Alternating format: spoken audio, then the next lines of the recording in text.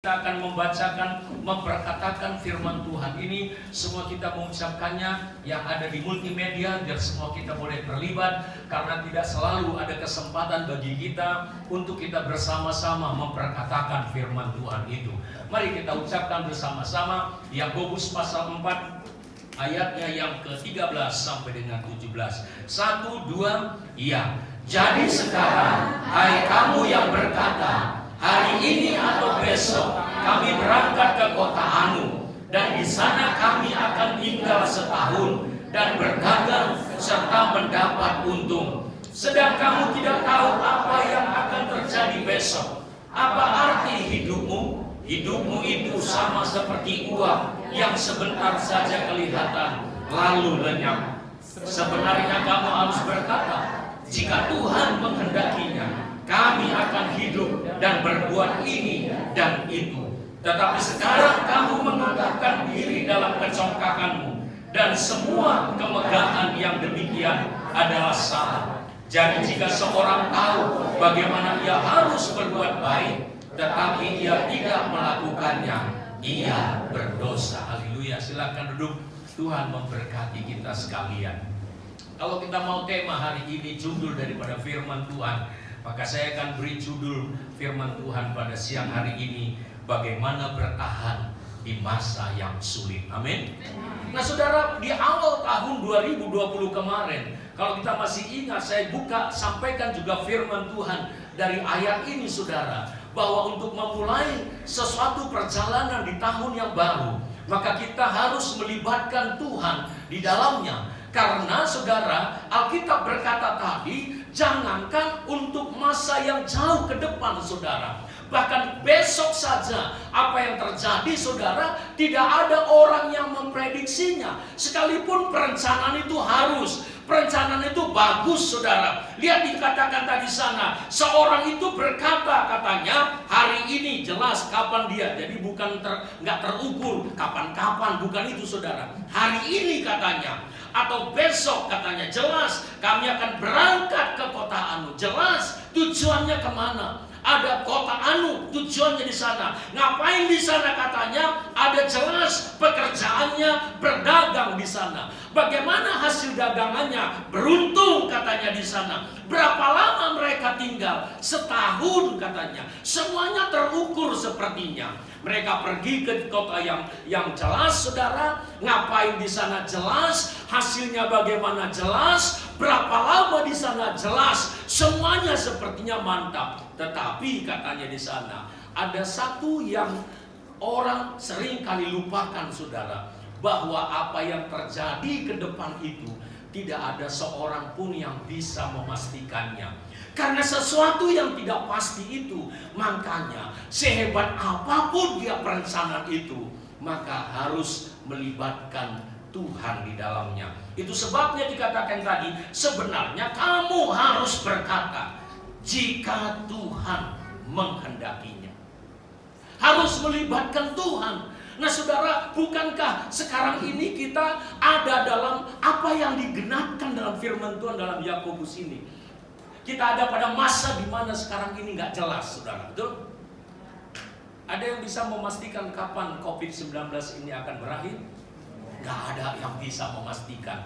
Bahkan presiden pun katanya tiap hari di mejanya itu ada perhitungan-perhitungan dari berbagai lembaga-lembaga yang memprediksi kapan itu akan berakhir. Tapi ternyata selalu berubah-ubah. Kenapa saudara? Karena nggak ada orang yang bisa memastikannya kapan saudara. Kapan ada vaksinnya juga nggak jelas saudara.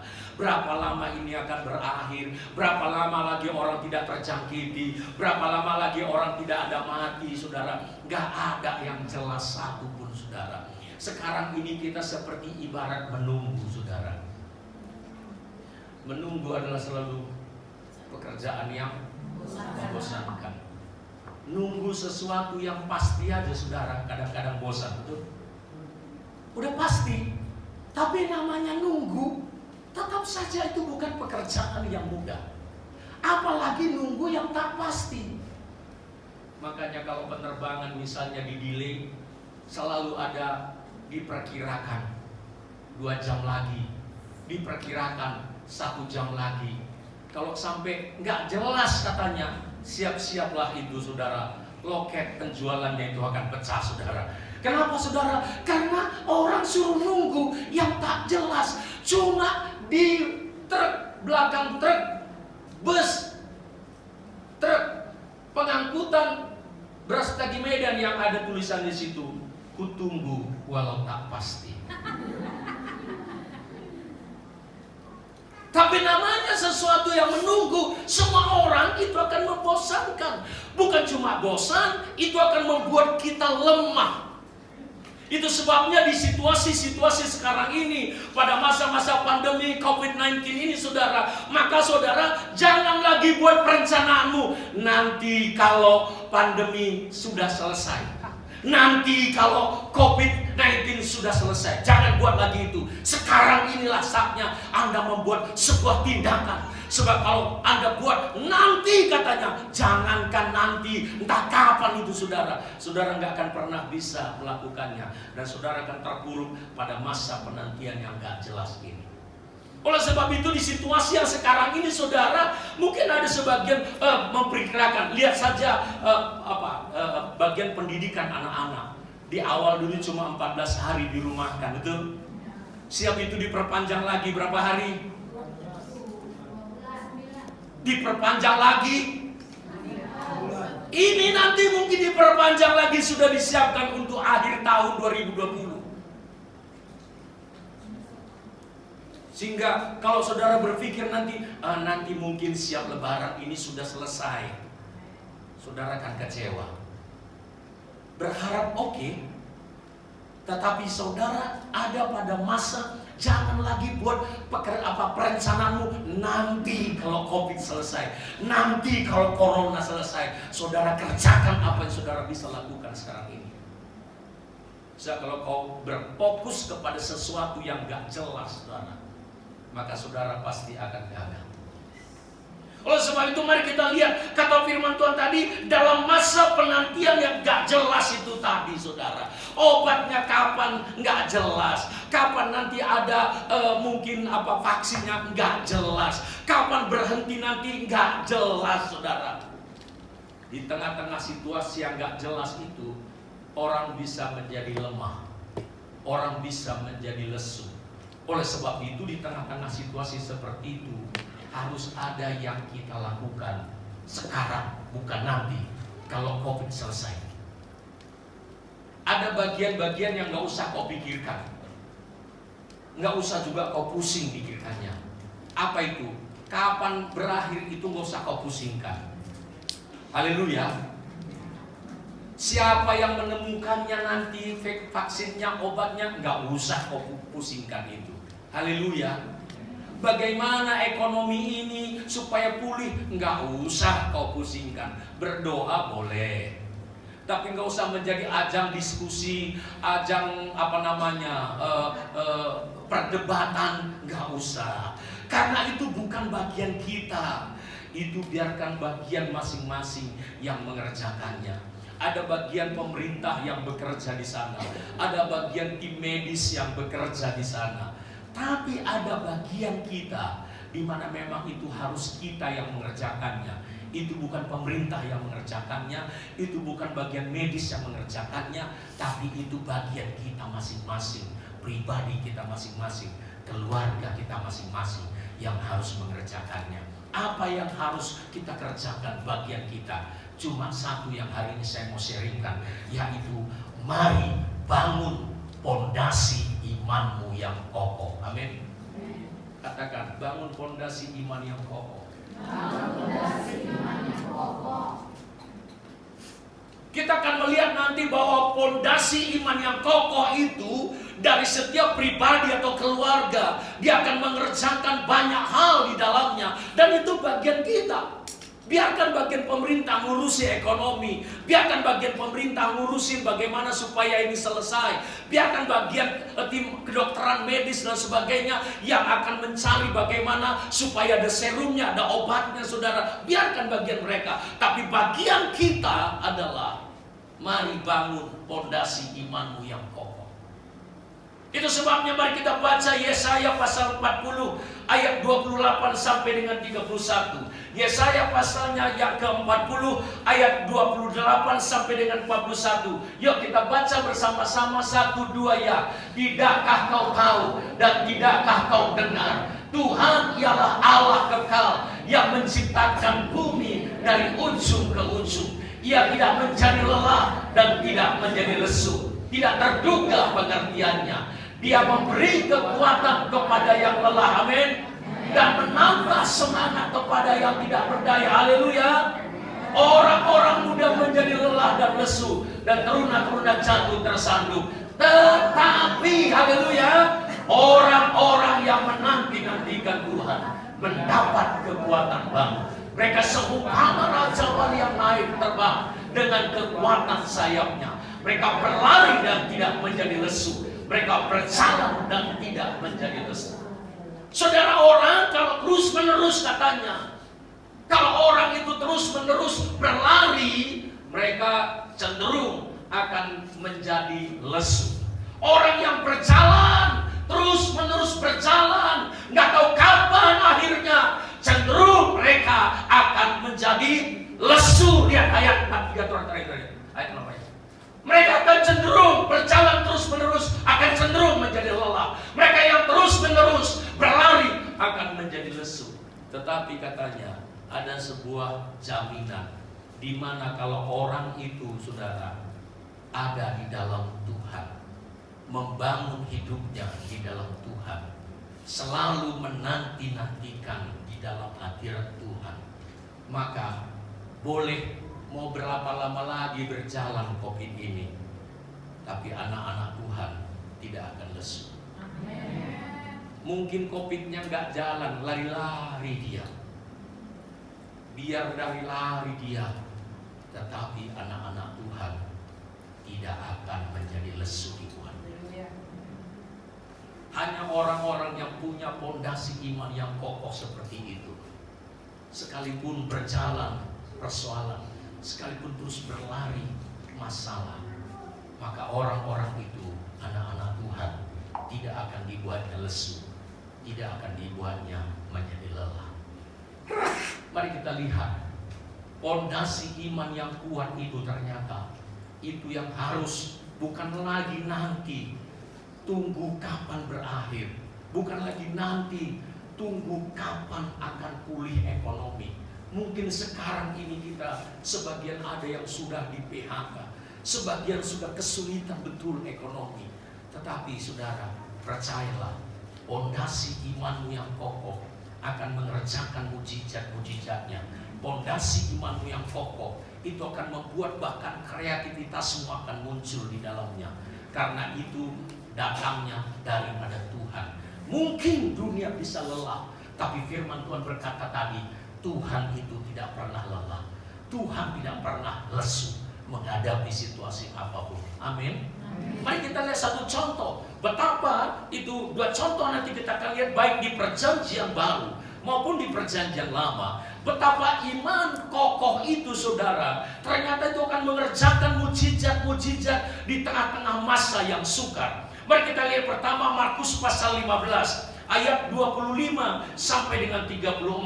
Markus pasalnya yang ke-5 ayat 25 sampai dengan ayatnya yang ke-34. Mari kita baca sama-sama ayat 35 sampai dengan ayatnya ayat 25 sampai dengan 34. Yuk, kita baca sama-sama 1 2 ya. Adalah di situ seorang perempuan yang sudah 12 tahun lamanya menderita pendarahan. Ia telah berulang-ulang diobati oleh berbagai tabib, sehingga telah dihabiskannya semua yang ada padanya. Namun sama sekali tidak ada faedahnya, malah sebaliknya keadaannya makin memburuk.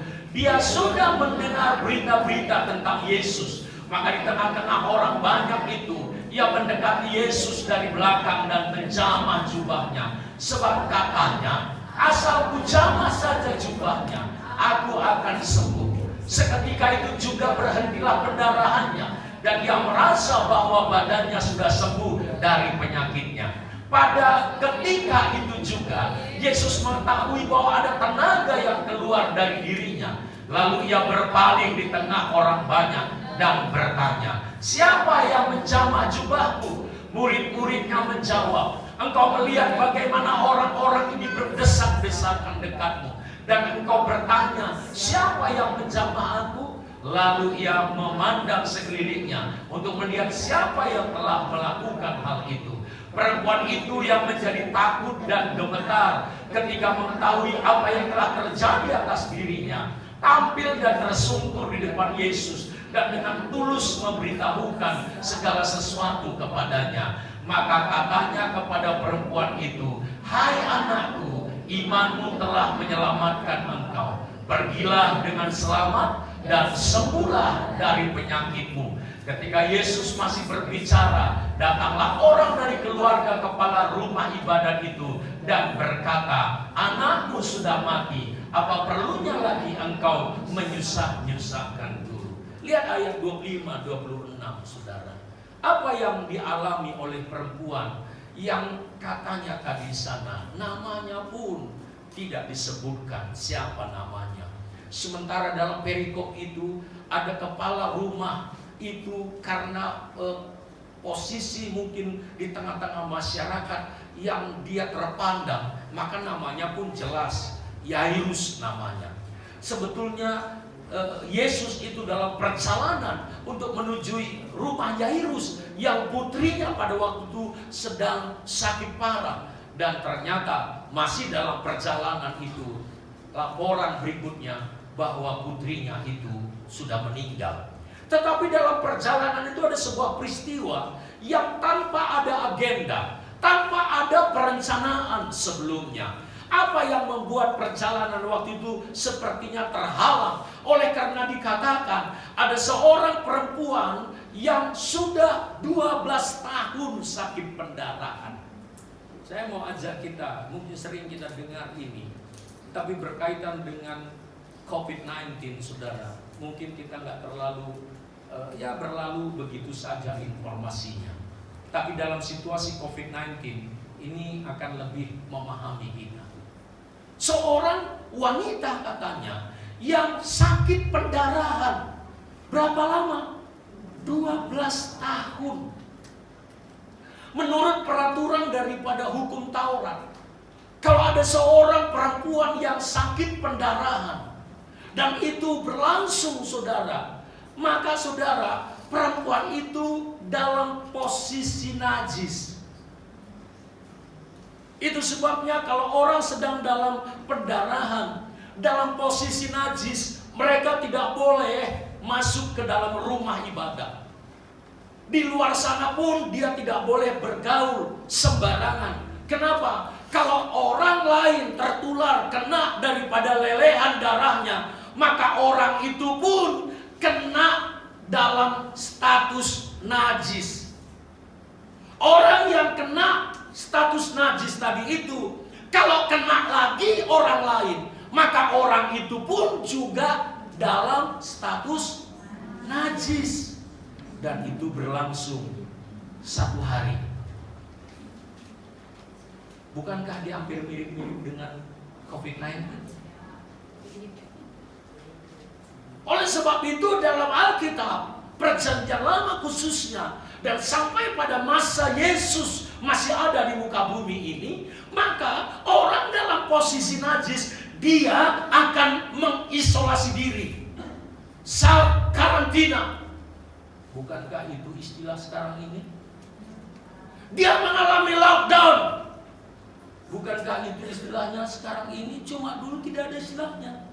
Tapi dia sudah ngalamin. Dia sudah mengalami isolasi karantina pribadi. Dia sudah mengalami lockdown. Dia sudah mengalami physical distance. Dia sudah mengalami social distance. Dia tidak akan bergaul sembarangan. Dia tidak akan pergi ke pajak karena takut nanti bersentuhan dengan orang lain. Maka orang itu akan najis. Dan orang itu yang bersentuhan lagi dengan anggota keluarganya akan najis. Selama 12 tahun dia sudah lockdown. Selama 12 tahun dia sudah physical distancing. Dia sudah social distancing, saudara. Orang kalau sudah sampai 12 tahun mengalami seperti itu. Kita masih berapa lama saja sudah banyak kali komennya di WA. Muncullah semua yang lucu-lucu. Adalah bayi yang manjat, grendel pintu pagarnya yang tinggi. Mendadak bayi seperti itu bisa membuka grendel, saudara. Gara-gara apa? Menolak lockdown. Bermacam-macam semuanya, padahal baru beberapa lama kita. Tapi perempuan itu sudah ngalamin semua yang kita sebutkan sekarang ini. Itu sudah 12 tahun. Itu kondisi yang dialami perempuan itu. Masalah penyakitnya itu membuat banyak kendala. Apalagi masalah yang lain. Oh, ternyata bukan cuma masalah sakit penyakit, tapi juga mengalami masalah ekonomi. Karena ayatnya yang ke-26 tadi, mari kita baca sama-sama ayat 26, dikatakan begini, ia telah berulang-ulang diobati oleh berbagai tabib, sehingga telah dihabiskannya semua yang ada padanya, namun sama sekali tidak ada faedahnya, malah sebaliknya keadaannya makin memburuk. Bukan tidak ada usahanya, ada usahanya. Dan untuk usaha itu, apapun biayanya dia keluarkan. Tabib, berbagai-bagai tabib. Kalau sekarang mungkin berbagai-bagai dokter spesialis sudah didatanginya. Mungkin berbagai-bagai tempat sudah didatanginya. Dan untuk itu dia menghabiskan banyak biaya. Dan Alkitab berkata, semua yang ada padanya. Mungkin rumah sudah tergading. Memang dia masih tinggal di rumahnya, tapi rumah sudah tergading. Harta mungkin sudah habis semuanya. Karena mengalami lockdown, maka work from house. Apa worknya? Jualan. Mulailah dijuali kursi, mulailah dijuali lemari, mulailah dijuali kipas angin, mulailah dijuali kulkas, mulailah dijuali periuk pun sudah juali semuanya. Karena semua yang ada padanya katanya sudah dihabiskannya. Kalau keadaan makin baik, itu masih bagus, semangat. Ada orang berkata, kalau uang Pak bisa dicari, tapi kesehatan katanya, tapi kondisinya bukan malah makin sehat, tapi katanya makin buruk keadaannya. Ada kita yang sampai seperti itu, kupastikan gak ada, dan kudoakan gak ada. Tapi sebagai sebuah gambaran bagi kita, sehingga dari hidup kita, kalau kita ada masih sebagaimana sekarang, itu sebuah ungkapan syukur kita kepada Tuhan.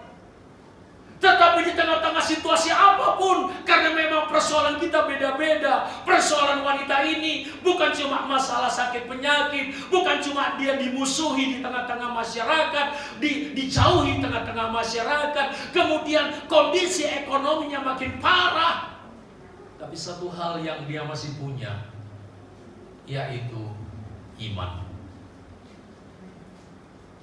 Ayat tadi berkata begini, sudah berulang-ulang ayat 27. Dia sudah mendengar berita-berita tentang siapa?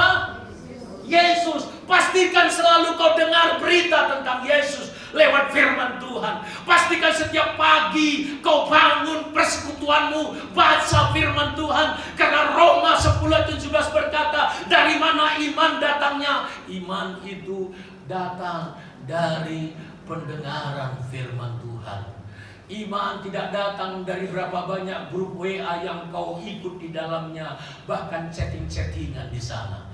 Iman tidak muncul dari Facebook yang di sana terus berita menghabiskan pulsamu di sana. Iman gak datang dari situ. Iman datang dari mendengar. Dan mendengar apa? Mendengar firman Tuhan. Itu sebabnya setiap hari mari bangun persekutuanmu, mari bangun hidupmu dengan Tuhan. Mari bangun hubunganmu dengan Tuhan. Mari renungkan firman Tuhan. Karena perempuan ini tadi dikatakan, karena sudah dengar dia memang tidak baca dari Alkitab karena waktu itu belum ada. Tapi dari orang-orang, dia cari informasi. Dia nggak pernah putus asa. Dia nggak mau mengasihani diri sendiri. Dia tidak mau tenggelam dalam mengasihani diri sendiri. Ya udahlah, memang inilah nasibku. Tidak. Dia dengar dari beberapa orang, dari beberapa sumber, yaitu tentang Yesus. Haleluya. Dari berbagai tempat, dari berbagai sumber, dia dengar berita-berita tentang Yesus. Dan tahukah saudara, sebagaimana kitab Roma berkata, kalau kau dengar berita tentang Yesus, maka imanmu akan timbul. Maka di tengah-tengah situasi yang demikian parah tadi, di tengah-tengah situasi yang demikian sulit tadi saudara, maka imannya mulai bekerja di sana. Sehingga sekali waktu di mana rombongan Yesus melewati tempat dia, maka dia berkata begini, asal ku jamah saja ujung jubahnya, aku pasti akan sembuh. Dari mana dia punya keyakinan seperti itu? Karena dia dengar selalu tentang Yesus. Dan begitu situasi itu saudara, ada kesempatan itu, maka saya percaya dengan berbagai keterbatasan, akhirnya dia pegang ujung jubah Yesus. Dan Alkitab berkata, ayatnya yang tadi itu, maka berhentilah pendarahannya. Dan Yesus berkata, pulanglah, imanmu menyelamatkan engkau, jadilah engkau sembuh. Haleluya. Mujizat terjadi karena iman yang kokoh di dalam Tuhan. Memang kadang-kadang mujizat itu di tengah-tengah udah betul-betul habis kekuatan. Di tengah-tengah situasi sudah habis-habisan, ekonomi sudah habis-habisan, sumber-sumber sudah habis semuanya. Tapi bukankah di Alkitab memang hampir seluruhnya mujizat itu terjadi di tengah-tengah situasi yang seperti itu? Kalau kau masih punya banyak sumber kekuatanmu saudara, aku pastikan kayaknya Yesus nggak bekerja di situ. Karena kalau dia bekerja pun nanti pada akhirnya kau akan berkata, itu karena kehebatanmu, bukan karena Tuhan. Tapi di tengah-tengah tidak ada lagi keberdayaan, tapi kita masih punya iman. Di situ biasanya Tuhan menyatakan kuasanya. Di situ biasanya Tuhan menyatakan mujizatnya. Supaya apa? Kita betul-betul sadar betul, kalau bukan Tuhan, maka tidak mungkin ini bisa terjadi. Itu yang pertama. Jadi iman itu, fondasi iman yang kokoh itu akan mengerjakan apa yang sudah kita nggak bisa lagi kerjakan. Apa yang gak bisa tangan kita bisa raih, apa yang tidak bisa kaki kita untuk melangkah, apa yang otakku tidak bisa lagi pikirkan, maka itu bagian Tuhan yang akan mengerjakannya. Tapi yang kedua saudara, fondasi iman yang kokoh itu, ketika kita menyerah dengan sungguh-sungguh, maka selalu Tuhan memberi kreativitas. Haleluya. Kreativitas. Karena Tuhan kita itu Tuhan yang kreatif. Haleluya. Oh, dia Tuhan yang kreatif saudara. Kadang-kadang dia buat mujizat pakai meludah ke tanah, lalu dia oles-oleskannya ke mata orang, lalu suruh basuh kolam dan sembuh. Kadang-kadang tidak, kadang-kadang jadilah seperti perkataanmu. Oh, Tuhan kita tuh Tuhan yang kreatif. Maka kalau kita buat fondasi iman kepada Kristus, maka Tuhan akan berikan kreativitas dalam hidup kita di tengah-tengah masa sulit ini. Dari mana idenya? Asal ku pegang saja ujung jubahnya. Nggak ada itu. Nggak pernah tuh diajarin. Nggak ada itu. Dan mungkin cuma wanita ini saja, perempuan ini saja yang pernah mengerjakan seperti itu. Dia kreatif itu. Kreatifnya berdasarkan keterbatasan dia. Apa keterbatasannya? 12 tahun bro, sis. 12 tahun dia sakit pendarahan. Bukan cuma anemia. Kau anemia aja udah pingsan 10 kali.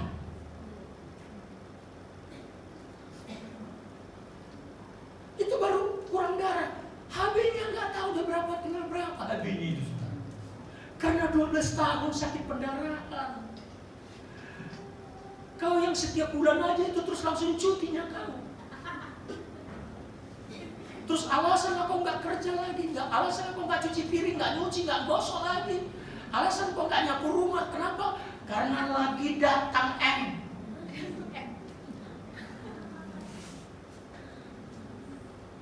Dan biasa orang datang M, emosinya agak naik. Makanya dari mana kata haid? Itu karena orang lagi datang itu emosinya tinggi. Jadi waktu di gue sih, haid! Dicakap, haid! Maka muncullah perkataan itu. Itu jokes saja. Kenapa ada haid itu? Karena itu memang diganggu haid, disuruh haid, terus pasang kuda-kuda haid. 12 tahun dia sakit pendarahan. Itu sangat-sangat drop dia. Bukan cuma pusing, bukan cuma bintang-bintang dia lihat, saudara, enggak. Bukan cuma berputar bumi ini, enggak. Udah terbalik bumi ini, saudara. Tapi iman itu membuat orang itu punya kreativitas. Itu sebabnya dia berkata, asal ku jamah saja ujung jubahnya. Enggak berharap pakai konseling dulu sama Yesus. Enggak berharap tatap muka dulu dengan Yesus. Enggak berharap sentuhan jamahan Yesus. Cuma dia kreativitasnya muncul. Asal ku jamah saja ujung jubahnya. Selain kondisi karena lemah, saudara, maka ada aturan-aturan yang waktu itu memang membatasi dia untuk bisa menerima mujizat itu. Karena pada waktu itu orang sedang pada posisi najis, maka sangat bertentangan untuk dia bisa bersentuhan dengan orang lain. Apalagi bersentuhan lawan jenis, itu sangat-sangat dibatasi dengan kultur pada waktu itu. Tapi di tengah-tengah banyak keterbatasan itu, iman itu akan menciptakan kreativitas. Dan Tuhan menghargai kreativitas seperti itu. Begitu dia ada imannya, bekerja imannya, asal ku jamah saja ujung jubahnya. Untuk bisa menjamah ujung jubah Yesus pun, saya percaya itu adalah suatu tindakan yang sangat-sangat sulit di tengah-tengah keramaian. Tetapi kreativitas itu biasanya mengalahkan keterbatasan. Amin. Kesulitan apa kau hari ini? Kalau kau punya fondasi iman yang kuat, Tuhan akan munculkan kreativitas dalam hidupmu, dalam keluargamu. Sehingga di tengah-tengah masa yang sulit ini, kau akan mengalami mujizat Tuhan. Tuhan akan berikan kreativitas. Apa yang harus kau kerjakan dari tengah-tengah rumahmu, dari tengah-tengah keterbatasan sekarang ini, saudara, Tuhan pasti buka jalan. Yang penting kau jangan cuma mengeluh. Dulu keuntungan kami segini satu hari. Dulu penghasilan kami segini satu hari. Memang kurang ngajar kali memang COVID ini. Betul, semua kita kurang ngajari dia. Tapi jangan lagi itu yang kau terus-terusan berlindung di situ. Mari bangkitkan imanmu dan Tuhan akan buka kreativitas dalam hidupmu. Sehingga di tengah-tengah keterbatasan yang sulit seperti ini, saya percaya Tuhan akan buka jalan bagimu untuk kau bisa mengalami mujizat. Dan Tuhan akan buka jalan bagimu untuk kau bisa mengatasi masalah-masalah sulit ini. Mari kita lihat contoh yang kedua. Kalau fondasi iman kita kokoh, sekali lagi ada mujizat Tuhan dan dia bukakan kreativitas dalam hidup kita. Kita buka perjanjian lama dalam 2 Raja-Raja pasalnya yang keempat. 2 Raja-Raja pasalnya yang keempat. Mari kita baca ayat 1 sampai dengan 5. 2 Raja-Raja pasalnya yang keempat ayat 1 sampai dengan 5. Yuk sama-sama kita ucapkan, perkatakan firman Tuhan ini. Yuk 1, 2, ya. Salah seorang dari istri-istri para nabi mengadukan halnya kepada Elisa sambil berseru, hambamu suamiku sudah mati, dan engkau ini tahu bahwa hambamu itu takut akan Tuhan. Tetapi sekarang penagih hutang sudah datang untuk mengambil kedua orang anakku menjadi budaknya. Sampai situ dulu. Ternyata masa-masa sulit, masa-masa sukar bukan cuma dialami oleh jemaat Tuhan, tapi bahkan hamba-hamba Tuhan juga ngalamin. Saya diinformasikan, saya diberitahukan oleh teman hamba Tuhan dari daerah yang lain. Dia bilang, Pak, saya sudah bantu beberapa hamba Tuhan di sini, tapi saya juga terbatas kemampuan saya. Coba Bapak cari bagaimana caranya supaya ini pendeta-pendeta yang sudah berapa minggu nggak ibadah ini, mereka nggak bisa ibadah. Mereka sudah terancam makan, Pak, katanya. Oh ya? Saya bilang, kenapa nggak ibadah? Buatlah ibadah walaupun standar kesehatannya dijaga. Seperti standar kesehatan soal jarak, soal masker, soal sanitizer. Nah, saya tidak bilang supaya bikin seperti di gereja itu ada juga bandrek. Ya. Kenapa nggak dibuat seperti itu? Saya bilang, oh di tempat kami ini Pak, lebih parah Pak. Kumpul 5 orang aja, itu langsung dibubarkan. Pendeta kalau dibuat ibadah, itu langsung dibubarkan. 2 atau 3 kali katanya, kalau tidak taat akan ditangkap. Ngeri juga pikir aku. Walaupun sama-sama gubernurnya. Jadi kami nggak bisa ibadah. 5 orang saja berkumpul langsung dibubarkan. Karena saya bilang, ya kalau nggak bisa di gereja ibadah raya, seperti beberapa teman yang buat di Medan, ibadah di rumah-rumah. Terus kirimlah pengerja ke situ, supaya masih tetap ada hubungan. Lalu dia bilang, oh itu pun nggak bisa, pokoknya asal kumpul 5 orang, pasti sudah dibubarkan. Tuh. Berarti dalam hati saya bukan cuma jemaat, hamba Tuhan pun mengalami yang sama. Pada zaman Elisa, ada seorang hamba Tuhan yang sudah meninggal. Jelas istrinya bilang begini, engkau tahu bahwa hambamu itu takut akan Tuhan. Hamba Tuhan yang takut akan Tuhan pun bisa ngalamin masalah. Masalah apa waktu itu? Masalah ekonomi. Memang tidak sakit penyakit seperti perempuan yang 12 tahun sakit pendarahan. Dia masalah ekonomi. Apa yang terjadi di sana? Utangnya rupanya banyak. Sehingga debt collector datang, saudara. Bukan menarik TV, kulkas, mobil, sepeda motor. Bukan. Yang ditarik adalah apa? 2 orang anaknya untuk menjadi budak. Masa itu masih laku anak. Tenaga manusia itu masih laku, diperjualbelikan. Manusia masih bisa diperjualbelikan. Sehingga waktu itu mengeluhlah ibu istri hamba Tuhan ini. Lalu ayat 2 berikutnya kita baca sama-sama. 1, 2 ya. Jawab Elisa kepadanya, apakah yang dapat kuperbuat bagimu? Beritahukanlah kepadaku apa-apa yang kau punya di rumah. Berkatalah perempuan itu, hambamu ini tidak punya sesuatu apapun di rumah, kecuali sebuah buli-buli berisi minyak.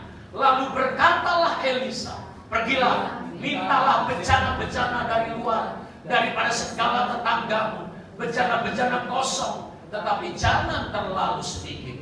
Kemudian masuklah Tutuplah pintu sesudah engkau dan anak-anakmu masuk. Lalu tuangkanlah minyak itu ke dalam segala bejana. Mana yang penuh, angkatlah. Pergilah perempuan itu daripadanya. Ditutupnyalah pintu sesudah ia dan anak-anaknya masuk. Dan anak-anaknya mendekatkan bejana-bejana kepadanya. Sedang ia terus menuang. Kalau kita baca, akhirnya semua bejana-bejana kosong yang dia minta daripada tetangga-tetangganya, semua penuh. Begitu penuh, berhentilah minyak itu mengalir. Dan itu akhirnya dilaporkan kepada Elisa. Dan Elisa berkata, juallah, bayar utangmu, dan hiduplah dari sisanya. Ada mujizat Tuhan. Dari mana? Imannya. Kenapa saya katakan imannya di sana? Pada waktu itu dalam persoalan yang hidup di sana, persoalan yang sedang dihadapinya, maka dia datang kepada siapa? Elisa. Dia datang kepada Elisa. Itu artinya dia datang kepada Tuhan. Karena di perjanjian lama, kehadiran Tuhan, pernyataan-pernyataan Tuhan bahwa Tuhan itu hidup dan berkuasa, itu selalu dinyatakan melalui nabi-nabinya. Jadi waktu dia datang melaporkan kepada Elisa, itu artinya dia sedang datang kepada Tuhan. Kalau di perjanjian baru gak usah datangi lagi, mana Elisanya, mana Elianya, mana, gak usah. Kau bangun hidupmu di dalam Tuhan, pondasi imanmu di dalam firman Tuhan, maka kau sedang datang kepada Tuhan. Jadi jangan lagi, mana Elisanya di perjanjian baru. Apakah gembala kita Elisanya? Enggak. Kau datang, kau laporkan sama aku, puji Tuhan untuk menjadi doa bagi kita semuanya. Haleluya. Itu yang bisa kami lakukan. Hari Sabtu kemarin, hari Jumat, Sabtu semalam, seorang ibu yang saudara POIB ditelepon saya. Pak, saya POIB. Ada apa? Dia nangis sampai nggak ngerti lagi apa kata-katanya karena menangis. Lalu ternyata saya bilang reda dulu. Ibu tadi rumah sakit memanggil si Riko karena ada sesuatu yang berbahaya. Nangis. Saya bilang, Jumat sore. Saya bilang, ayo kita berdoa. Cuma itu yang bisa kita lakukan. Cuma itu yang bisa saya lakukan. Saya berdoa, mari kita berdoa dalam nama Yesus. Anak yang di rumah sakit, kami doakan supaya Tuhan jamah roh maut, roh kematian, kami tolak dalam nama Yesus. Itu yang bisa kami kerjakan. Tapi sepenuhnya di tangan Tuhan. Lalu selesai itu beberapa jam kemudian saya telepon si Riko-nya. Gimana tadi Riko? Aku bilang, tadi rumah sakit telepon Pak. Katanya si baby itu, si Lovely Natania, ya, itu tadi yang saya share surat kelahirannya itu sempat lupa bernapas. Jadi tadinya oksigen itu dipasang lewat hidung di inkubator, tapi rupanya dipindahkan karena sudah di monitor mungkin udah nggak bernapas lagi, udah berhenti bernapas beberapa kali, lalu dipindahkanlah ke mulut, bukan lagi lewat hidung, lewat mulut. Dan si Riko bilang waktu saya datang, Pak, sudah mulai dia, sudah saya panggil, sudah ada respon, dan apa lagi? Oh, puji Tuhan. Kayak mana rupanya kondisinya? Bilang, waktu lahir itu nangis memang, tapi masih satu matanya yang terbuka, tapi sekarang sudah dua-dua matanya. Bukan karena saya tidak, saya cuma menjadi bagian daripada kita sama-sama bawa kepada Tuhan. Tapi perjanjian lama, Perempuan itu dia lapor kepada Elisa. Itu artinya dia melapor sama Tuhan.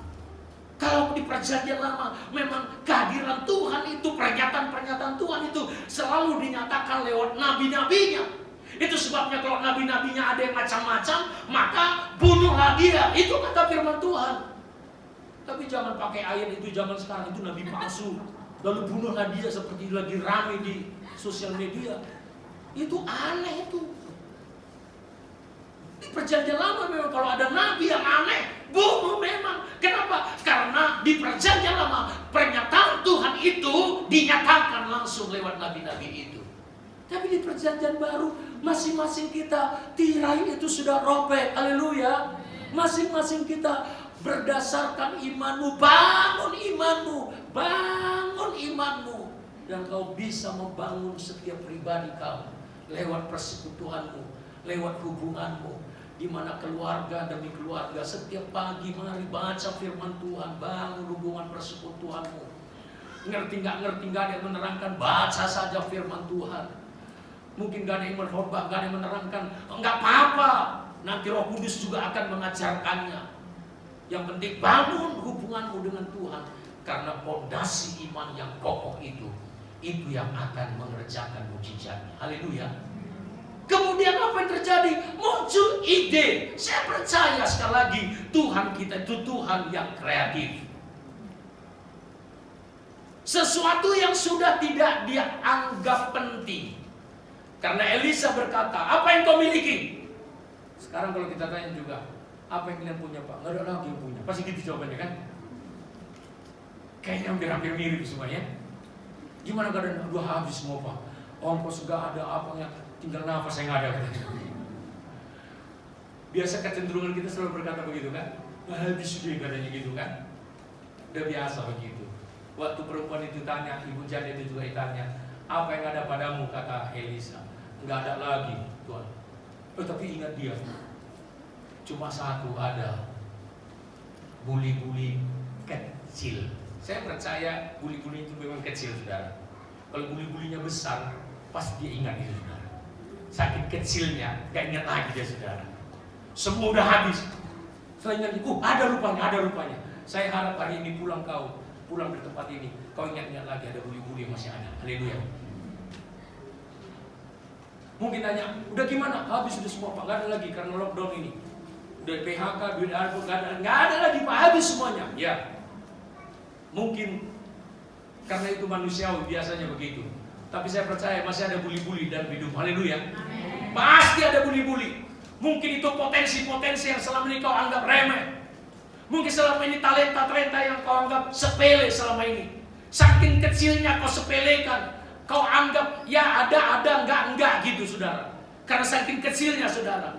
Tapi saya tetap percaya semua kita ketika kita masih punya nafas, kita pasti punya paling tidak buli-buli kecil itu. Haleluya. Dari mana ide buli-buli kecil itu saudara? Sekali lagi, karena Tuhan kita memang Tuhan yang besar. Di tengah-tengah kecilnya kita, di situ baru kelihatan Tuhan yang besar.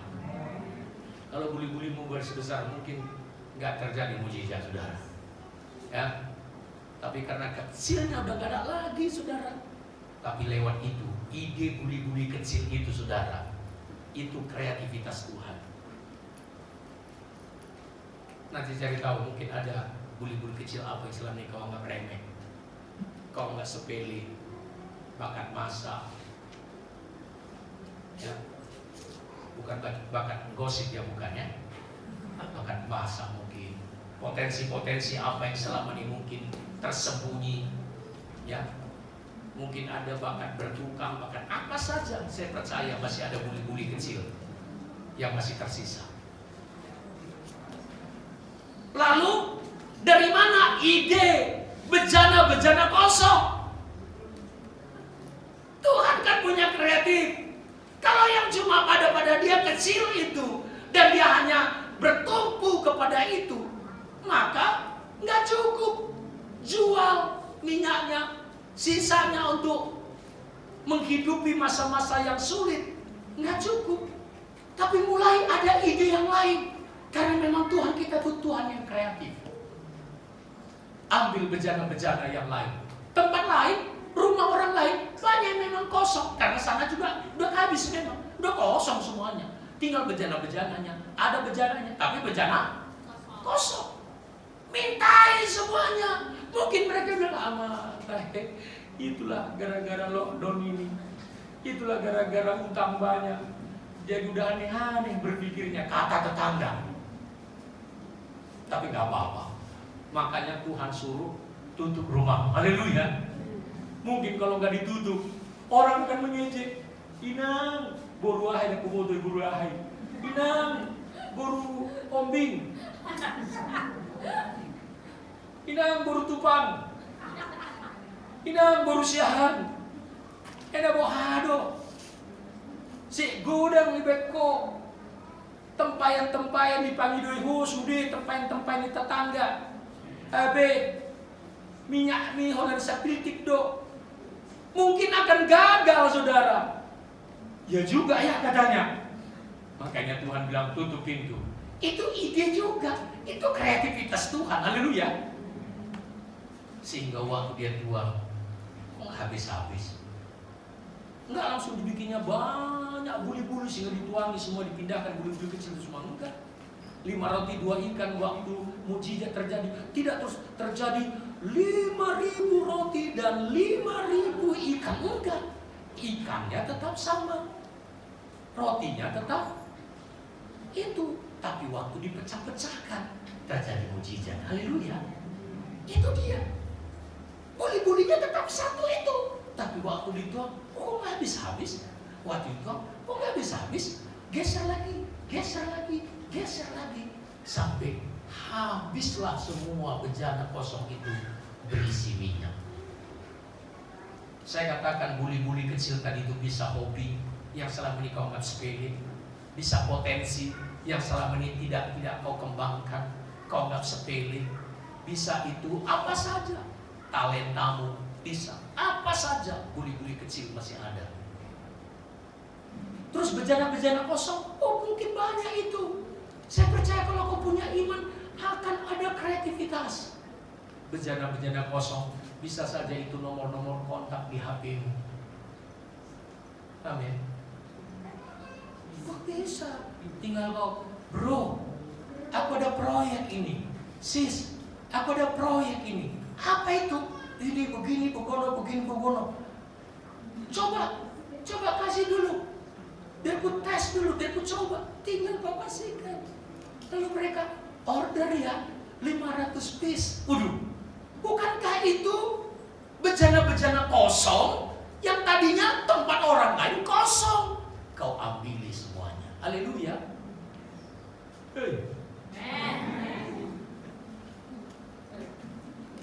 Pasti ada. Kalau kau punya iman, pasti ada buli-buli kecilmu. Kalau nggak ada lagi, pasti kau sudah di sini, bukan di sini lagi. Pasti sudah rest in peace.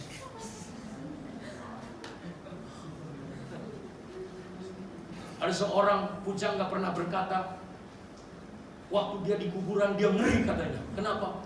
Berapa banyak potensi di sini yang mati katanya di kuburan ini. Kenapa? Karena selama ini nggak dikembangkan. Perempuan ini pun pernah berkata, nggak ada lagi katanya. Oh, tapi ada satu buli-buli yang kecil yang selama ini dilupakan, yang selama ini tidak diingat-ingat lagi, yang selama disepelekan. Apa yang selama ini mungkin sepele bagi kau, apa yang selama ini mungkin sudah nggak kau ingat-ingat, tapi sekarang ini dalam situasi sulit itu bisa menjadi sesuatu yang sangat berharga. Dan Tuhan akan buka bejana-bejana kosong untuk kau isi, sehingga kau bisa atasi masalah-masalah ekonomi yang lagi sulit sekarang ini. Kenapa saudara? Karena Tuhan kita Tuhan yang hebat. Manusia diciptakan oleh Tuhan sebagai satu ciptaan yang sangat hebat. Dalam situasi bagaimanapun dia bisa menyesuaikan diri. Tidak seperti yang lain. Kalau tumbuh-tumbuhan yang lain, makhluk hidup, tumbuh-tumbuhan dan hewan, ada di kutub utara bisa tumbuh, tapi pindahkan dia ke daerah khatulistiwa mati. Ada hewan yang cuma bisa di kutub utara, daerah es, pindahkan ke daerah panas mati. Tapi manusia ada di kutub utara, ada juga daerah khatulistiwa. Haleluya. Kenapa? Karena Tuhan ciptakan manusia dengan satu kelengkapan yang hebat. Makanya sungguh amat baik katanya. Dia diciptakan dengan satu kemampuan beradaptasi. Gaji 5 juta, sekarang tinggal 500.000 bisa beradaptasi. Haleluya. Ada bisa, saudara. Yang penting kau jangan, itulah dulu, selalu kau dulu. Dulu saat kami maju, dulu kami orang terpandang, dulu. Jangan lagi dulu. Tinggalkan itu. Sekarang ini situasinya. Sadar masing-masing. Dan kalau kau sadar, maka di tengah-tengah situasi, perempuan itu sadar, dia ngaku terbuka, utangku banyak. Anakku mau diambil sebagai pembayar budak. Dia terbuka. Jangan lagi, dulu kami hebat, dulu kami suamiku apa Tuhan hebat, dulu kami kaya, dulu. Jangan lagi. Tinggalkan itu semua. Hidupi sekarang. Kalau kau hidupi dengan sekarang, salah satu pertama berkat Tuhan itu kepada kita manusia. Dia ciptakan kita untuk bisa beradaptasi dengan situasi sulit sekarang ini. Tapi kalau kau terus situasi sulit sekarang, tapi terus kau hidupi yang lalu-lalu, maka kau tidak akan bisa bergerak. Buli-buli kecil itu tetap tidak kelihatan. Tapi kalau kau sadar dengan situasi sekarang, buli-buli kecil itu Tuhan akan tunjukkan. Dia akan munculkan. Lalu bejana-bejana kosong itu Tuhan akan kirimkan. Sehingga kau bisa mengatasi masa-masa sulit sekarang ini. Dan kau bisa hidup pada masa-masa sulit ini. Amin. Sama-sama kita bangkit berdiri. Ketika aku hadapi kehidupan ini, mari kita nyanyikan. Mari kita berdoa di tengah-tengah situasi seperti sekarang ini. Biarkan Tuhan bekerja. Biarkan Tuhan mengurapi kita, memampukan kita untuk kita bisa